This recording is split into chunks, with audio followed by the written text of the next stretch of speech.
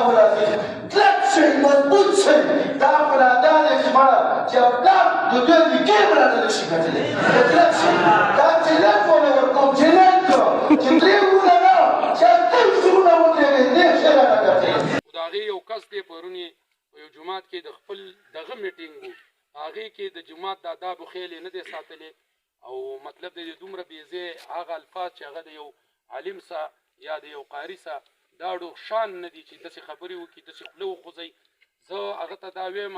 چې ته پیشه او خدای پیشه ته پیشه او بلال پیشه او ته پیشه او هلال رحمان پیشه تا ته پته ده چې تا سه د هغه څومره احسانات دي کم نس کم دغه زړو احساناتو ته به دې کتلی وې دومره چغې به دې نه ایستلې که دا بار جلسه وې یا مطلب د دې ته په یو داسې ځای ناست وې یا ستا خلاف یوه خبره شوې وې موږ خو نور نه پوهېږو دغه جومات ته خو تاسو دومره نقصان نسولی دی دغه خلک خو تاسو نه قبر ته دومره خفه تللی دی چې د قیامت په ورځ به د هغوی لاس یو ستاسو ګریوان به نو مهرباني زه هغه خلکو چې دا تقریر اورېدلی دی شپږ کاله یا څو وشو چې دغه سړي سره زموږ تعلق و دا موږ د خپل کلي نه ګاډي کې راوړی دی او خپل ځي ته م راوړی چې ماښام ځي بیا م بېرته وړی دی سیټه مو ته پرېښی دی مخکې کټ بر سر ته م کېنولی دی څومره عزت د یو عالم من کې و هغه م کړی دی دا ده ته م پته ده چې کله په یو مشکل راغلی دی الله ګواه که دغه مشکل چې تا ما دې راغلی و چې د زندګۍ سوال دی الحمدلله زما مشرانو سه هغه مدد کړی چې هغه به تاسو پلار او مور هم ونه کړي دویم چې بیا د ما بل یو امتحان راغلی و چې هغې کې څه زما مشرانو کم مدد کړی دی هغه به مې او بیا به زه تاله دا دغه در کوم انشاءالله چې د دې خبرو نه به وروسته